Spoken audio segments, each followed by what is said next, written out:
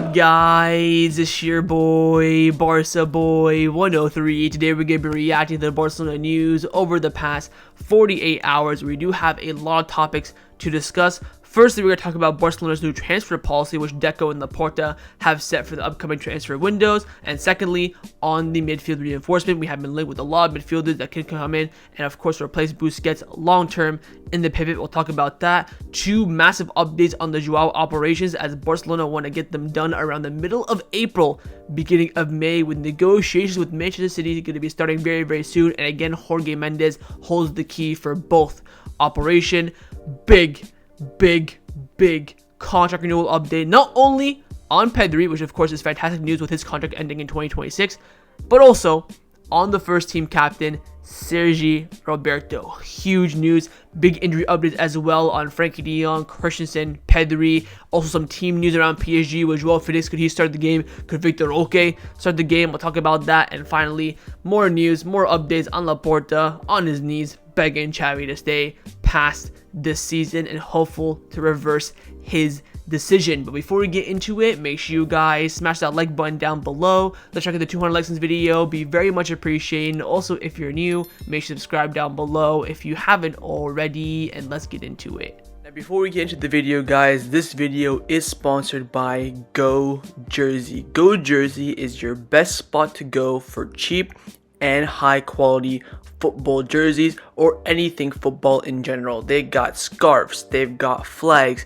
retro kits, regular kits, tracksuit from multiple different leagues: MLS, Premier League, La Liga, the Argentinian League, the Scottish League, Eredivisie. They've got everything for you. They actually sent me some of their products. They sent me firstly the 2015 away kit, which by the way looks absolutely stunning, quality absolutely elite as well to the minute detail. This season's away kit, the white one with the 1970s badge, long sleeve as well. And finally, this beautiful tank top, which I don't think Barcelona sell, but they had a custom made.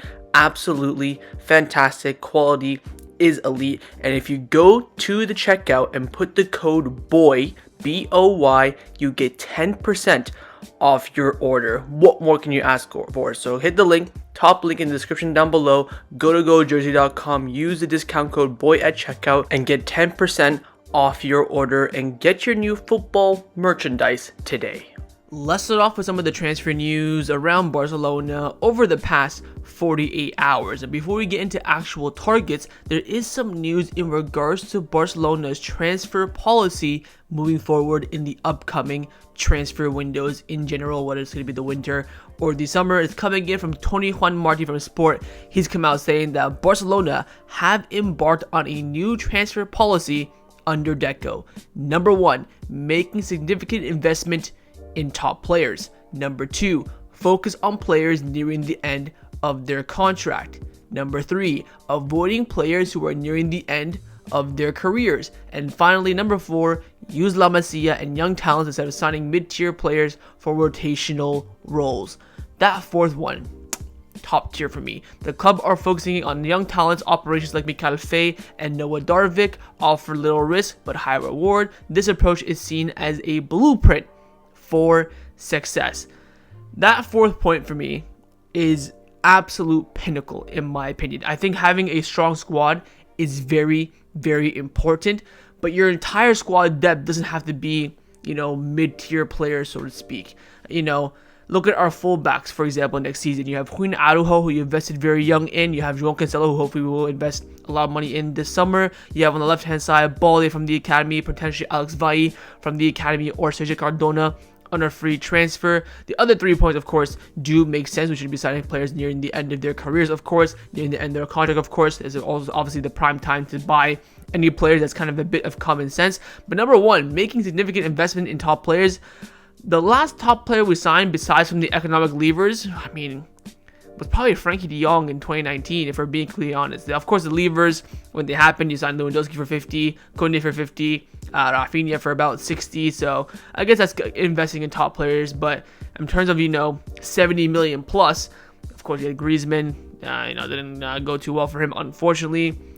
You're looking at Frenkie de Jong, so we haven't really splashed cash on a player. But of course, the squad didn't need that. We need to build the squad up first before we go and spend that kind of cherry on the top signing. But overall, on the transfer policy for me, top tier. That fourth point for me is the most important in my opinion. But now it is all about the execution.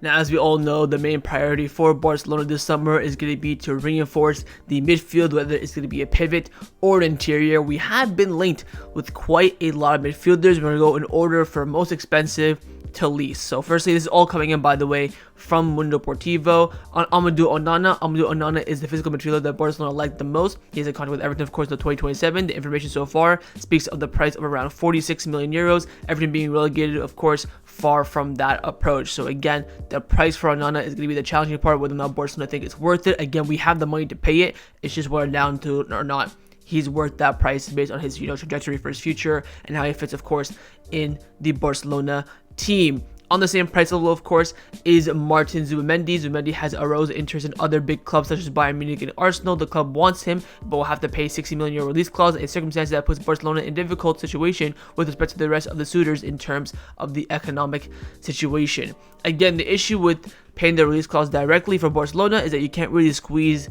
a payment plan. You have to pay 60 million upfront right to Sociedad. If we do a deal with, for example, with Everton for Onana, okay, we'll give you 60, but let's say we'll give you 20 this summer, 20 next summer, and then 20 the following summer after that. That's kind of basically how we got the Victor Roque deal over the line in the past summer. That's the concern with Zubimendi. I think the club do have the money, but giving it all straight up immediately, straight transfer to Sociedad's bank account, that's where Barcelona think, whether that's worth it for them or not, so to speak. But again, Zubimendi for me, absolutely elite, and from Xavi's perspective as well, I think whether Xavi stays or not will obviously have a big implication on the new manager coming in.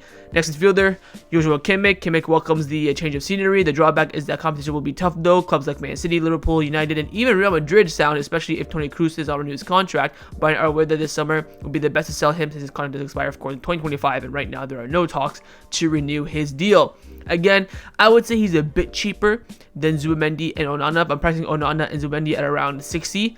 Kimmich could probably anything in the 45-50 range. Bayern Munich may ask for 60-70, but I think they will probably sell for 50 if that offer came in. But I think again, the likes of Liverpool, he'd be a great signing for Liverpool. Man City, it depends on what happens in their midfield, whether they get rid of Matthias Nunez, Kovacic, whatever the case may be. Real Madrid, I think the Real Madrid midfield is already way overstocked, whether or not Toni Kroos stays or not.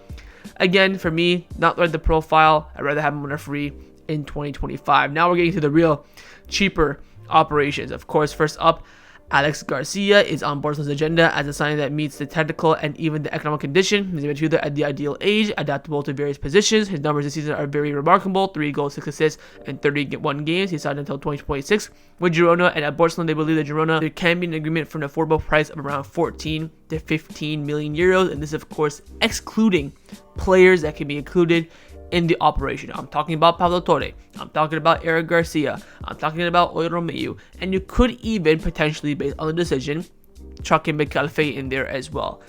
There is no way we should not sign Alex Garcia this summer. I think he's a brilliant player. Like the report says, he fits the requirements both technically and also economically. He's at a good age as well. Good player.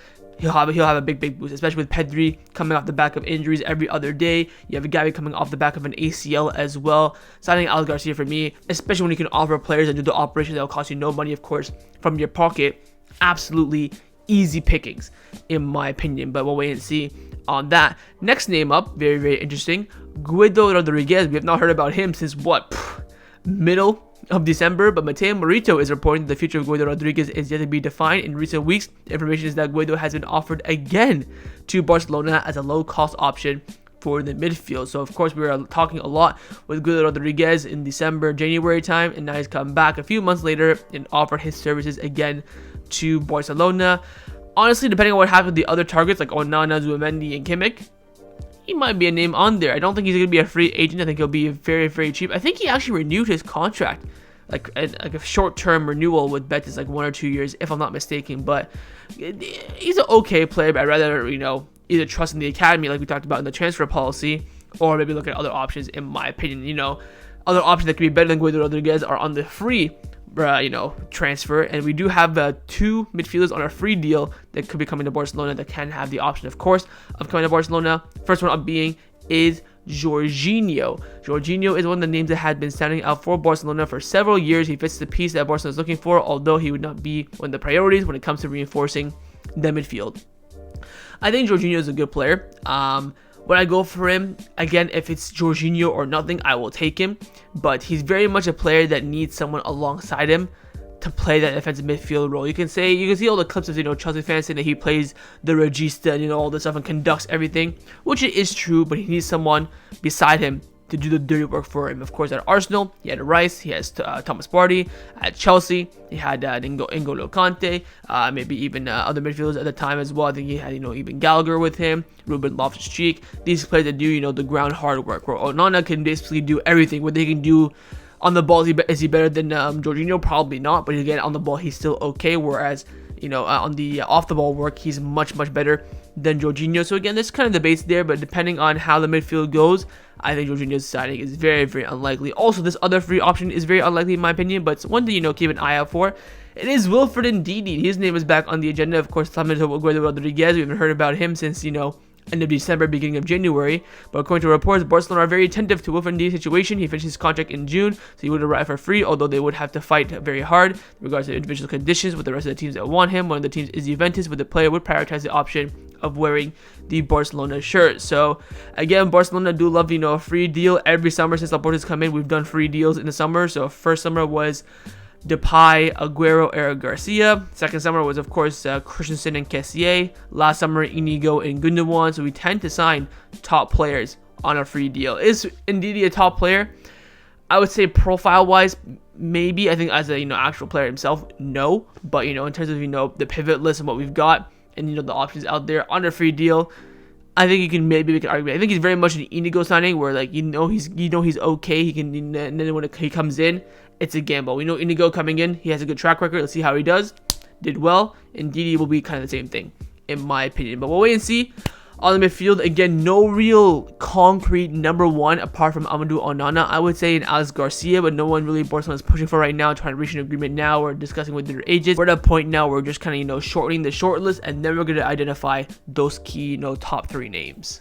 Now, the reason why Barcelona's, transfer pursuit for summer targets is kind of going a bit slow right now is because they are right now focused on the two Joaos. We've got, of course, huge updates on Joao Cancelo firstly, then we'll get to Joao Felix. On Cancelo, Fernando Polo from Roberto was come out saying that Joao Cancelo gave up 2 million euros of his salary at Man City to be able to fit into Barcelona's financial fair play situation and structure and fulfill his will to play for the club. He has renounced the money without the guarantee that he will continue at Barcelona. His desire is to continue, but as of now, the deal is not closed. Jorge Mendes is working to fulfill what the player wants. So in the summer, not knowing that he would have a future at Barcelona past this season, Joao Cancelo from his own pocket gave up 2 million euros to play for Barcelona.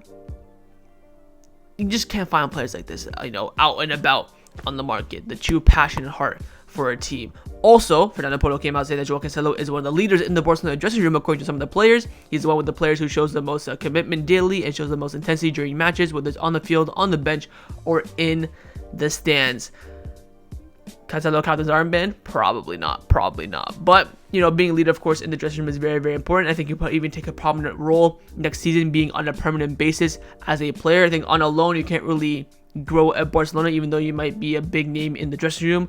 On paper, you're still on loan, so you can't really grow in that regards. But maybe next season, he can definitely take that big step. Maybe in the future as well. If Lewandowski leaves, I think Cancelo, if we do end up keeping him, will stay longer than Lewandowski. He might take over that kind of Lewandowski role as the fifth captain, so to speak. Now, on the actual transfer dealings, Mateo Morito came out saying that Barcelona will do everything possible to retain Joao Cancelo, and he wants to stay at Barcelona from mid-April to early May. This will be the time to talk to Manchester City. Joao Cancelo wants to stay at Barcelona and will do everything possible to stay there, even turning down other big offers. Barcelona has assured him they will do everything possible to retain him in the coming weeks. The two clubs will talk about a formula and figures of the possible operation. I cannot wait to hear these figures. We have been hearing, City want around 50 million, Barcelona are willing to offer 30. We're hearing a lot of talk, especially from the Catalonia media, about another loan taking place as well, maybe a loan with a buy option. Give it time. I think once we hit post El Clasico, we'll get some real concrete talks and real concrete numbers on where we're currently at with Joao Cancelo. Again, what's very clear, the club want to keep him, the player wants to stay, Man City want to sell. And it's been like this since December, since probably even October, if we're being honest. So we'll wait and see how things turn out. But again, the desire from all three parties is very, very clear. Now, the situation of Joao Felix is very similar to Joao Cancelo, but it will be a bit difficult, of course, to find an agreement with Atletico Madrid or finding an agreement with Manchester City. Now, Moises Malorens from ESPN has come out saying that Barcelona is working with Jorge Mendes to keep Joao Felix on a loan for another season. If we can finesse a loan off Atletico Madrid, we talked about building a Teo Alemana statue outside the Camp Nou. We might gotta chuck in the Deco statue as well, because getting Felix on another loan would be sensational to use that money to go and invest in the squad elsewhere. On Felix, again, I'm still on the side of the fence saying that I don't think long term he has a career at Barcelona. I think he's done okay this season. Again, I said at the beginning of the season, for me to even consider him staying at Barcelona, I need double digits in both goals and assists. He's almost there, not quite there yet, although on paper he's having one of his best seasons as a player individually. Still not enough in my opinion. We've seen a lot of, purple patches this season with Joao Felix. So again, if we can keep him on the cheap, fair enough. I have no problem with that. Forking up money for him, especially, immediately this summer, is where I have the big questions. But again, we're not hearing reports about that. We're hearing that Barcelona want to do, Antoine Griezmann 2.0, loan. Atletico Madrid want us to buy. So again, we'll wait and see. It's kind of been already decided, I would say, since like February, where Barcelona we're going to try our best to keep Felix. So we'll wait and see again how things turn out. But again, post El Clasico, I think we'll get some really interesting reports and more concrete news on the potential deal. Now, some news that has come like an RKO right out of nowhere post WrestleMania 40 as well is some news about Barcelona buying Chadi Riad. Now, in January, it was big news that Barcelona have decided they were going to buy back Chadi Riad this summer. Everyone lost their marbles. The news died down, and actually we've gotten a lot of news over the past 2 weeks from Merlivo, Mundo Deportivo, saying that Barcelona don't want to buy Chadi Riad back anymore. Mikayil Faye is doing very well, and of course Paco Barsi is already in the first team. So you're thinking, okay, that's now a ship is sailed. Betis will buy him for $3 million. Everyone will move on with their lives. But now Sport have come out saying that bringing back Chadi Riad will cost Barcelona 4 million euros, of course, net, because Betis will buy him for 3, we buy him for 7, 4 million out of our own pocket. And the club want to do it in order to sell him for at least 15 million euros in the same window. So we're trying to flip Chadi Riad. So Barcelona's thought process is buy him back for 4, sell him for 15, 10 million profit. That 10 million profit could genuinely bring you in Alex Garcia from Girona as well. So I would say with Barcelona, look, if you have someone who's going to buy him for 15 million guaranteed, of course, do it. But don't buy Chadi Riad and try and go and find a suitor. Oh, we can't find anyone. Hey, Betis, you want to save our arses again and take him back on a loan or something like that? For me is where the worrying part would be. Have a contingency plan in there, have a suitor for sure, and then you can go execute that. I have no problem with that, because at the end of the day, it's going to be gains on the FFP. You're going to be making straight profit from that, so I have no problem with that. But I think in regards to his future at Barcelona in the first team, it is right now, I would say, non-existent. Now, staying on the topic of the future of Barcelona center backs, I just hinted there about Mikayil Faye, and we have some reports coming in from Sport as well about Mikayil Faye's future at Barcelona. They've come out saying that Barcelona have made a decision regarding Mikayil Faye. The Senegalese will not be sold or loaned this summer. He will stay and be part of the first team next season. Soon he'll make his first team debut at some point during this current season.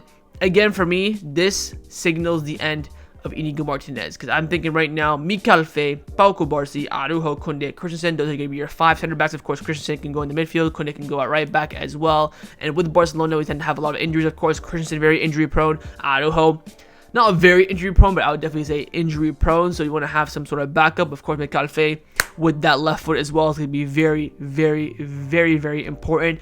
I think right now the decision is mainly made on for the immediate future. I think he'll be on the plane, of course, for preseason, but post preseason, depending on what happens in the center back position, anything can happen. I would say even Eric Garcia's future, that's definitely one to watch out for. Of course, Lenglet will be getting sold for sure, Mika Marmol as well, things of that nature. But I wouldn't say 100% right now Mikayil Faye will be in the first team next season. I think he'll be on the first team plane for a preseason tour. Post that, though, that's where some, I think, big question marks come in. But for now, Barcelona's idea is to keep Mikayil Faye as a first-team center back for the foreseeable future. Let's now discuss some contract renewal updates around the first team at Barcelona. I would say the biggest news around Barcelona over the past 48 hours, in my opinion, is the contract renewal news around Pedri. Now, Pedri does fall in the category of players' contract that expire in 2026, alongside Frankie de Jong, alongside Araujo. It's, even Xavi, I believe, as well. Big players that Barcelona have to retain their future. And we've gotten the first piece of news in regards to Pedri's future. Ferran Martinez of Mundo Deportivo has come out saying that Barcelona have informed Pedri about their intentions of renewing his contract, which currently ends in 2026. The club considers him a structural player for the present and future of the club. Pedri right now is currently focused on recovering and returning, and later his agent will meet with the club to discuss the basis of the new contract. More than a formal proposal, it was declaration of intent from Barcelona as a sign of support and absolute confidence in the player who has gone through difficult times because of his injuries in recent years. Look, I am not surprised in the absolute slightest.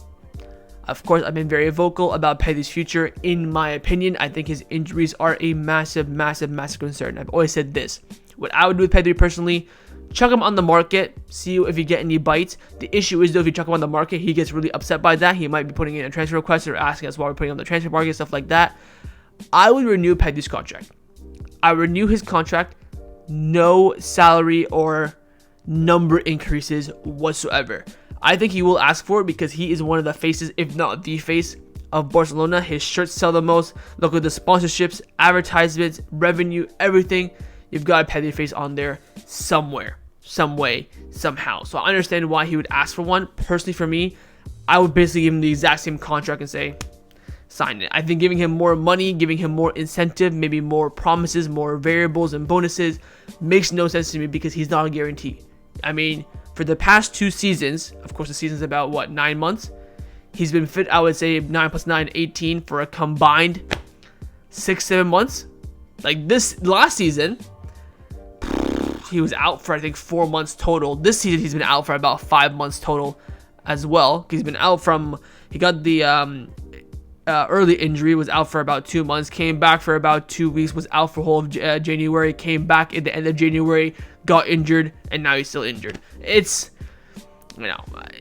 he's been injured more than he's played over the past 2 years, 100%. Of course, we rinsed him in 2021, but past that, it's been nothing. So that's my thought process. But again, the club, I think right here, doing 100% the correct decision from their point of view as well, keeping a star player, face of the club as well, making that early negotiation. Whether Pedri would be upset that we kind of focus on Araujo and de Jong first. Hopefully won't play too much effect, but wait and see how things turn out, as Barcelona have already initiated contact with Pedri over a massive and very important, from the club's perspective, contract renewal. The next contract renewal update is on the contract renewal of the first team captain at Barcelona, Sergi Roberto, and I tell you what, Roberto's contract renewal has been nothing short of an absolute roller coaster, in the sense he's staying, leaving, staying, leaving, staying, leaving, staying, leaving, staying, leaving, staying, leaving, staying, leaving, staying, leaving, staying. Since October until now, it's just been nothing but back and forth. But now there's somewhat of an idea. Gabriel Sanz from Mundo Deportivo is the one who broke the news. He came out saying that Barcelona have officially informed Sergi Roberto that they want him to renew his contract for another year following Xavi's recommendation and his good performance of recent weeks. Negotiations will begin in the coming weeks. Also, by the way, Marca Luis Rojo confirmed this as well, who's very good in terms of contract renewal news. Catalonia Radio as well confirmed this as well. They came out saying that Deco spoke to Roberto, said, look, we want to renew your contract. Let's sit down in a few weeks and discuss the conditions. Now, according to reports, Barcelona will either offer him the exact same deal or lower. He's not getting any increase whatsoever in terms of the length of the deal or in terms of money as well. Look, like I said I think it was a week or so ago, I'm on the fence. If you keep him, great. If he leaves, great. Because with Roberto, like I said a billion times, the 2 single-handedly worst individual performances this season from Barcelona have come from Roberto. But he's had some big moments. I mean, this December for about 3 weeks, he was carrying us. Off the bench in recent weeks, he's been very solid. He started against Atletico Madrid away, was absolutely brilliant in that game. And Xavi's been very consistent this season, saying that, look, Roberto, when fit, is brilliant and so important. The issue is that he hasn't been fit this season. He's kind of coming in and out of the side with those niggling injuries. That's been his main issue this season. And I think the main reason why Barcelona are renewing Roberto is to have someone as the captain who knows the city, knows the culture, knows the style of play, knows the languages as well, can speak Spanish, Catalan, and English, especially with that transition to the Spotify Camp Nou in November. You want to have someone there who knows everything, leader, understands the city, everything like that. So it's not just on the pitch. I think it has to honestly do a lot more with off the pitch, but his on-pitch performances this season as a whole have been above average for the standard of Roberto for sure. Again, two of the worst individual performances this season have come from Roberto away at MMS in the Cup, and of course the second away game this season against Villarreal at right back. Don't even talk to me about that performance, but it is what it is. I think honestly he should have left last season with Busi and Jordi and Jerry. That was his time to leave, I think, in my opinion. Apparently Roberto wants to have, life in the MLS, wants to go link up with all the boys into Miami, but also feels like that he still has 1 or 2 years left at the top level at Barcelona. I think it would be a bit too early for him to go. I can kind of see his mindset in that regard. I think in terms of his physical standpoint and how his performances are, he's got maybe 1 season left at the absolute most. But so did Busquets. I said last season so many times, he's got 1 more season Busquets in my opinion. I think even Jordi Alba on the same parameters as well. So, we'll wait and see how things turn out. I think now it's all about negotiations, reaching an agreement, which I don't think will honestly be an issue. But Barcelona have made the decision, and they have decided to keep Sergi Roberto for another season, and they will offer him a new contract. Let's now discuss some of the injury updates around the first team at Barcelona, and also some other, tactical news around this match against PSG on Wednesday. Now, I'm not going to go through all the news because it's very repetitive and also is very uneven. I've heard a lot of reports saying that Pedri, De Jong, and Christian are going to be fit. I've seen a lot of reports saying that, they're not going to be fit. They're, big risks. The most important thing to take note of is that Frenkie De Jong completed the training session yesterday, and also when they had that group game on Saturday, Christensen and Pedri only took part in it, did not complete the whole thing. Again, when the club have been releasing the images of the training sessions, there's no Frenkie De Jong, no Pedri, no Christensen in any of the pictures. There was a bit of a Frenkie De Jong leak. I think there's a picture of, I think it was Victor Roque, and you can see Frenkie De Jong's blonde hair in the background in one of the pictures, which, slipped through the cracks of the Barcelona media team. But they've been very, very strong, Barcelona, on not trying to leak information in that regard. I've heard so much news as well in regards to actual team news about who's going to be fit, who's not going to be fit, what's Xavi's tactical approach as well. You can see here Alex Pentel coming out saying that all indications that Frenkie De Jong and Christensen will be there in Paris, with the latter starting as the pivot being a possibility. And then you have also news saying that all 3 of them are fit, ready to go. Everyone's kicking and living. I have no idea. I would say right now, for sure, Pedri ain't playing. I would be very, very shocked if Pedri sets foot at the Parc des Princes in France. I don't think Pedri will. I think Frenkie De Jong will be at least minimum on the bench. I think Christensen will be minimum on the bench. I think Christian has a very good chance of starting the game. I think we might even give him some pain injections. But with Frenkie De Jong, I would say 50-50 chance. With Frenkie De Jong, we've hearing a lot of reports that Xavi wants to go through a different approach. He wants to man mark in the PSG game. That's why he wants to, force Frenkie De Jong out there to man mark, go man to man, should I say, with PSG. I have no idea. Now, in regards to the tactics, by the way, at PSG, there has been some crazy news. Firstly, in regards to that training session that we had, the game where I told you guys that Pedri, Christensen only took part of it. Apparently, during that training session on Saturday, Joao Felix was exceptional. Tony Juan Martin came out saying that Joao Felix had a very good training section on Saturday. Also, Ivan San Antonio came out saying that Joao Felix trained with extra effort and enthusiasm on Saturday. He wants to start against PSG, even though it's unlikely. He's aware that he needs to work hard, not only on the pitch, but also off it, and so he wants to do just that. Listen, Felix, you've got no chance of starting the game. Absolutely. I mean, your defensive work rate is as good as a snail on toast. There's no way he's starting the game. You think that's crazy news? The most ridiculous news I've seen in the past 2 or 3 weeks. Marca starting Victor Roque against PSG is a possibility.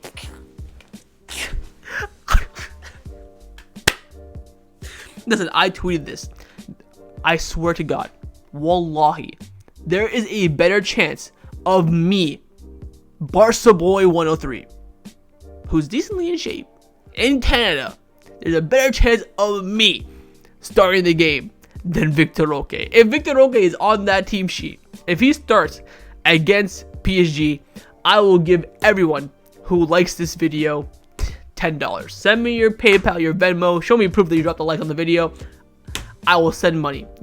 This is the most ridiculous. This man couldn't even get minutes against Las Palmas. Could not get minutes against Mallorca when we were begging and screaming for him to get some minutes. He can't even start games when Lewandowski's on his 8th leg, begging for mercy and begging for a rest. You think he's gonna start in our biggest game of the season? Away. Come on. Let's be honest here. So we'll wait and see again with all these two news. Hopefully it's just, I think, the media making noise to kind of throw PSG off from their perspective. That'll be very nice. But again, some of the news is kind of on a similar pathway, but just different tweaks a little bit. But we'll wait and see how things turn out. And again, in regards to the injuries of Frankie de Jong, Pedri, and Christensen, I think at least de Jong and Christensen will travel to Paris. Pedri might even travel as well. But in regards to the actual game, I think de Jong and Christensen will get the medical green light. But with Pedri, I think it'll be a bit too early for him. Let's discuss some of the news surrounding Barcelona over the past 48 hours. Firstly, in regards to some news in the future of Pau Cubarsí this summer with the Spanish national team. According to Catalunya Radio, Cubarsí will wait and see how the Euros goes before deciding whether or not he should also take part in the Olympic Games. Again, what I've been saying along the channel, if Cubarsí is a starter for Spain at the Euros and plays every single game, I don't think he should go to the Olympics. If he's on the bench, not playing much, maybe has one sub appearance for 10 minutes, I personally wouldn't, bat an eye about him going to the Olympics. I think kind of Cubarsí has that mindset as well. I think the two situations between Cubarsí and Lamine Yamal are very different because Lamine Yamal will most likely be a starter or Cubarsí will not. Also, some quick renewal updates. Barcelona have offered a long proposal to Cubarsí according to Fabrizio Romano, and we're still waiting for a response. So hopefully we can get that as soon as possible. With Cubarsí again, I think he's going to be on that same wavelength at Lamine Yamal, thinking that playing both would be very, very stupid for my career, even though I want to represent my country. So again, Cubarsí, I think he's gonna wait and see if he's gonna be a starter for Spain in the Euros. He probably won't go to the Olympics, but if he gets called up to the Euros but does not play whatsoever, he then probably will end up playing for the Olympics. Now, speaking on par Cubarsí and La Masia talents, we also have some big updates on the two pearls of the academy in Gili Fernandez and Tony Fernandez. Now, I talked about Gili Fernandez in the last video. We also have some news on his cousin, and they're both 15 years old, and they're both outrageous. Of course, Gili is a midfielder. He became the youngest debutant for Barca Athletic last weekend and is considered a great pearl of the academy. Tony's left-footed forward who usually plays as a 9 but can also adapt to other attacking position. He's also been playing above his age category in recent weeks, and Xavi had him in the training session with the first team to observe his potential. The case of Lamine Yamal and Pau Cubarsí are exceptional. Despite this, it is very good news for Barcelona that La Masia continues to produce talents. The two Fernandez's cousins lead to the next generation, and they could also knock on the door for Barca Athletic and will soon take their heads out of the first team. Again, these two are really talked about a lot. There's other brothers as well in the academy. I think there's the Unai Hernandez brothers as well. They're getting eyes open, but it's the Fernandez cousins that are really turning heels in the academy. Now, of course, Tony has actually trained with the first team as well. I think Gili has trained here and there, not on a regular basis, but the fact that Tony already trained with the first team, a couple of days ago, not even, playing for Barca Athletic, jumping up, a few age categories to the first team to train. It's a huge step. And again, not only do we have these gems in the academy, but we also have to be very, very careful with their adaptation and with their progression as well, which of course we're experts at because we just pump out these talents every summer, every year, left, right, and center. But keep your eyes on the Fernandez cousins, especially during preseason, the upcoming season as well. They have massive potential. And the final topic that I wanted to discuss before I end off this video is in regards to the future, of course, of Xavi Hernandez. Kind of the same news, but a bit more details, so to speak. The caption pretty much sums this up perfectly. Mateo Bridget from Libo has come out saying that President Joan Laporta is doing everything possible to convince Xavi to stay, and recently the parties even talked about it in a meeting in which the Blaugrana board reiterated to the coach its utmost confidence and esteem for the future. To this day, however, Xavi has not changed his mind. He remains firm in his position. He wants to do it well now in the field, but without thinking about his future. What is certain that Laporta will insist that the coach can change his mind. I will say this for the billionth time. We can beat Real Madrid in the Clasico Champions League final 10-0. I still think Xavi will walk. This is Laporta putting the news in the media, making it very, very clear that he wants Xavi to stay for 2 reasons. 1, because he probably actually wants Xavi to stay. 2, when the new coach comes in, if he flops, Laporta's going to be like, look, I wanted Xavi to stay, never sacked him, he left, I think he was great, I never considered sacking him, which again is all true, but he wants to make that very, very clear. That's how I see this, in my opinion. Over the past 2 or 3 weeks, the news about Xavi staying in the media has just been increasing. Even Deco pre and post games, increasing Rafael Uste as well in the UEFA Champions League draws and pre and post games, increasing. The club want to make it very, very clear to us culés that they want Xavi to stay, and if he does end up walking, it is because he wanted to leave. Not blaming him per se, but like it is 100 billion% his decision. So again, wait to see how things turn out. I think personally there's nothing we can do to keep Xavi. I think he is 100% leaving. We can win every game from now to the end of the season 10-0. Each game 10-0, 10-0, 10-0, 10-0. Win La Liga, win the Champions League. I still don't think Xavi will stay, but we'll see how things turn out, as Laporta is still, I think, mildly optimistic that he can change Xavi's mind, but I think it will be very, very, very difficult.